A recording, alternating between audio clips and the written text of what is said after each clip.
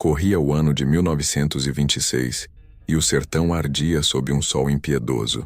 Após retornar de Juazeiro, onde estivera a convite do padre Cícero Romão Batista, figura mística e respeitada nas entranhas do Nordeste, Virgulino Ferreira da Silva, mais conhecido como Lampião, encontrava-se diante de um dilema angustiante. Seu arsenal estava praticamente seco. A pólvora, que para ele era mais vital que o próprio pão, mal sustentaria um mês de combates. E isso se a sorte estivesse de seu lado. Ei, antes da história começar, deixa eu lhe dizer uma coisa. Essa história aqui não é daquelas que se escuta e esquece, não.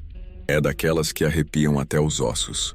Então já se inscreve aí no canal, deixa teu like para fortalecer. E comenta aí nos comentários de onde tu tá assistindo. É do sertão, do sul, ou de algum canto onde o medo também chega? E diz também tua idade, só para saber se tu é dos que aguentam ouvir coisa pesada, daquelas que faz o povo dormir com a luz acesa. Naquela época, Lampião havia selado um acordo, mediado pelo próprio padre Cícero, com representantes do exército brasileiro. A promessa era clara: em troca de combater a Coluna Prestes, movimento revolucionário que cruzava o país espalhando suas ideias, o bando de cangaceiros receberia armamento e munições. Mas Lampião, embora confiasse piamente no Padim Cisso, nutria desprezo e desconfiança pelos oficiais do exército. Para ele, os fardados não passavam de macacos, termo pejorativo usado por cangaceiros para designar policiais e militares, e a maioria deles era corrupta até o osso. A prova de tal corrupção era evidente. Oficiais de alta patente frequentemente vendiam armas e munições ao próprio Lampião, que mais tarde as usaria para matar soldados da mesma corporação. Um ciclo de podridão e sangue, onde o dinheiro sempre falava mais alto do que a honra. Bandido sem bala é bandido morto. E o pior, nem sabe que já morreu. Costumava repetir Lampião entre goles de cachaça e tragadas de cigarro de palha. A logística da munição era outro pesadelo. O carregamento precisava vir dos Estados Unidos, passando por intermediários e desvios, o que podia levar 2 até 3 meses. Por isso, a promessa de que 50.000 balas estariam disponíveis em apenas 10 dias soava mais como uma emboscada do que como uma bênção. E mesmo entre os próprios cangaceiros, apostava-se se aquela carga viria ou não. Muitos riam, outros se calavam. Lampião, astuto como uma serpente, mantinha a guarda alta. Promessa de macaco é corda de enforcado, dizia. No dia combinado para a entrega, apareceu no acampamento um velho conhecido, Ribinha, coiteiro de confiança e amigo de infância de Virgulino. A história entre os dois era antiga e carregada de afetos profundos. Quando bebê, Ribinha perdeu a mãe ainda nos primeiros meses de vida. Dona Maria Lopes, mãe de Lampião, movida por compaixão, passou a amamentar o pequeno órfão como se fosse seu. Ribinha cresceu sob os olhos da família Ferreira e era considerado por Lampião quase como um irmão de sangue. Ribinha trazia notícias. A polícia militar havia alterado o ponto de entrega da munição por razões de segurança. Alegavam que o local original havia sido comprometido. A nova proposta? Um lugar chamado Garganta do Diabo, uma clareira sinistra no início do deserto, onde até o vento soprava de modo estranho. O encontro seria no dia 10 de novembro, ao meio-dia. Mas Lampião não era nenhum ingênuo. Quando escutou o nome Garganta do Diabo, seus olhos se estreitaram. Conhecia bem aquele lugar. Era uma faixa de terra amaldiçoada, onde o próprio mato parecia se recusar a crescer. Antigos vaqueiros juravam ter visto assombrações vagando ao entardecer. Diziam que um antigo jagunço fora enterrado vivo ali por traição, e que seu grito ainda ecoava nas noites secas. Alguns até afirmavam ter visto olhos vermelhos entre os galhos secos. Lugar de alma penada, cochichavam os mais velhos. Lampião reuniu seu estado-maior, um grupo seleto de cangaceiros fiéis e estrategistas, e expôs a proposta. O silêncio foi imediato, pesado como o ar parado do sertão. Depois de alguns minutos, o próprio chefe quebrou a tensão. Vocês acham mesmo que eu sou besta de ir no meio-dia com sol no quengo e fuzil apontado no mato? Isso é emboscada, meus irmãos. Tô sentindo cheiro de sangue velho e traição. Ninguém ousou discordar. Ele então arquitetou um plano que parecia ter saído das profundezas do inferno. Em menos de 1 hora, as ideias estavam lançadas. Teriam 3 rotas de fuga, emboscadas de retaguarda, sinais combinados com estalos de galho e o mais macabro de tudo, uma encenação perfeita, com bonecos de pano montados em cavalos, trajados como cangaceiros de verdade, chapéus de couro, cartucheiras, até mesmo o famoso óculos redondo de Lampião. Um deles, inclusive, tinha o pescoço pendido, como se tivesse sido degolado. O detalhe era intencional. Era um aviso. No dia 13 de novembro, o calor parecia mais cruel que o normal. O céu estava parado, sem vento. Os urubus giravam lentamente no alto, como se pressentissem o que viria. Às 3 da tarde em ponto, os cavalos com os bonecos surgiram na estrada poeirenta, marchando em silêncio, como um cortejo fúnebre de espectros. No meio do grupo, o Lampião falso, óculos escuros, punhal no cinturão e até um leve aceno de cabeça balançando ao trote do animal. Parecia desafiar os que o observavam. E eles observavam. Mais de 80 homens da polícia militar, escondidos entre as árvores retorcidas e as pedras quentes como fornalhas, aguardavam o momento certo. Quando os primeiros cavalos cruzaram a entrada da fazenda de Ribinha, o inferno se abriu. Um tiroteio ensurdecedor rompeu o silêncio, cuspindo morte e pólvora por todos os lados. Os bonecos foram dilacerados, seus corpos de estopa explodindo em nuvens de poeira e capim seco. O cheiro de pólvora queimando misturou-se ao lamento dos animais. Um dos cavalos, um alazão forte, criado por Ribinha desde potro, tombou com a jugular aberta, jorrando sangue como uma fonte de desespero. Seus olhos se arregalaram numa agonia muda, até que finalmente cedeu à morte com um estalo seco no pescoço. Quando os soldados se aproximaram, tomados pela ânsia da vitória, descobriram a verdade horrenda. Estavam cercados de cadáveres falsos, feitos de pano, palha e provocação.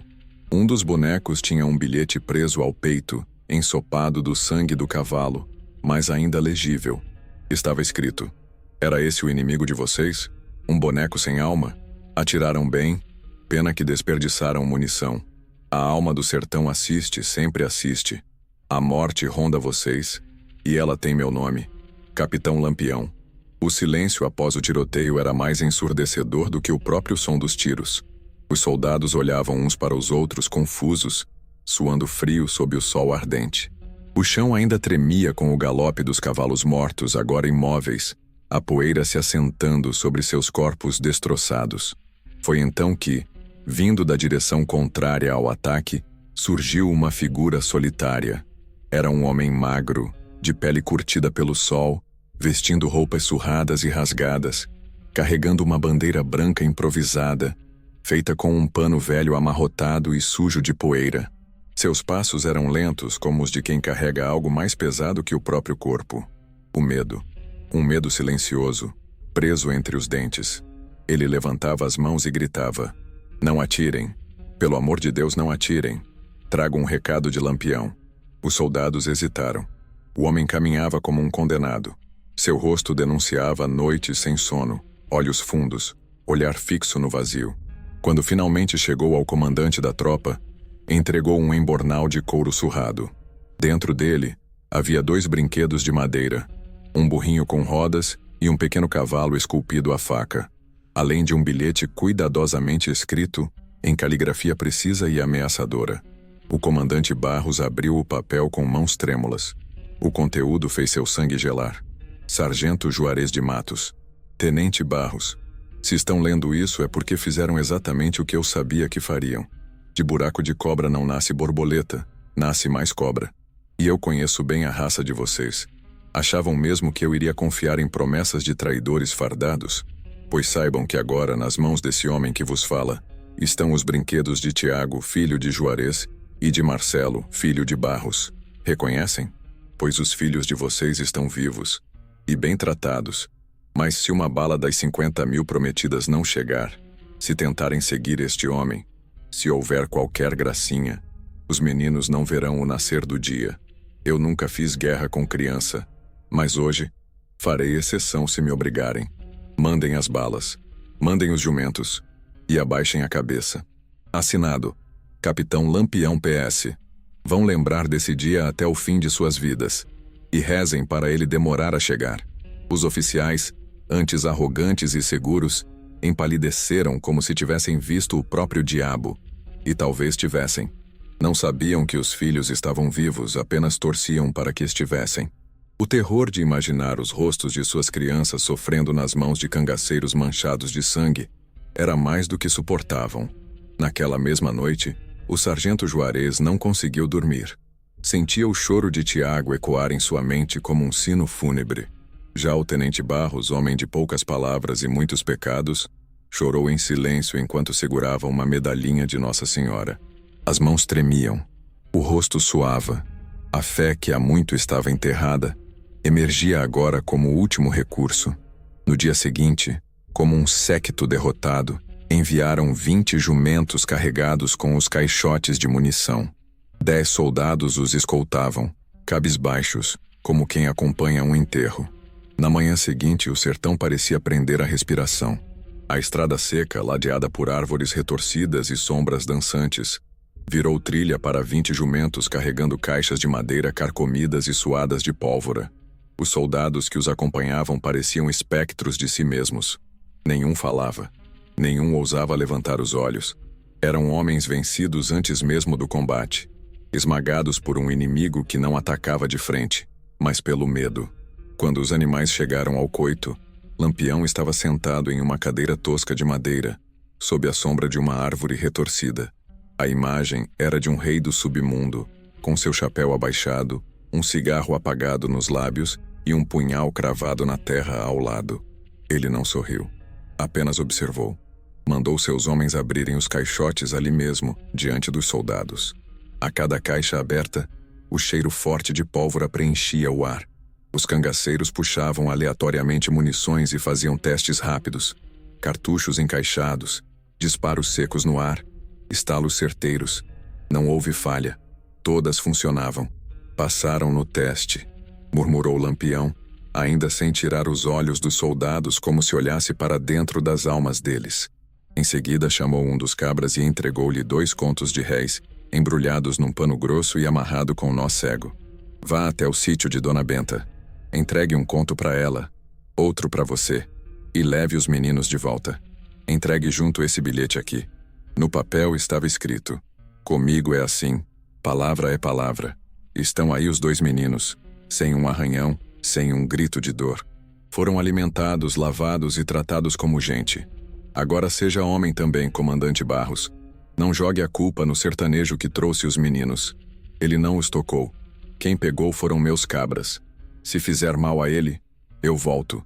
E da próxima vez, não levo bonecos. Assinado, Capitão Lampião, 15 de março de 1926. No sítio isolado de Dona Benta, os 2 garotos brincavam com vaquinhas de madeira, inocentes, alheios ao terror que pairava sobre os adultos. A velha senhora, amiga da mãe de Lampião, os tratava com o carinho de uma avó. À noite, contava histórias de encantados e assombrações, como se quisesse protegê-los não apenas do mundo, mas dos espíritos que o assombravam. Quando os soldados chegaram para buscar os filhos, encontraram as crianças limpas, saudáveis e sorrindo. Mas ao lado da varanda estavam 2 pequenas cruzes feitas com galhos secos fincadas no chão. Um aviso silencioso, cruel, simbólico.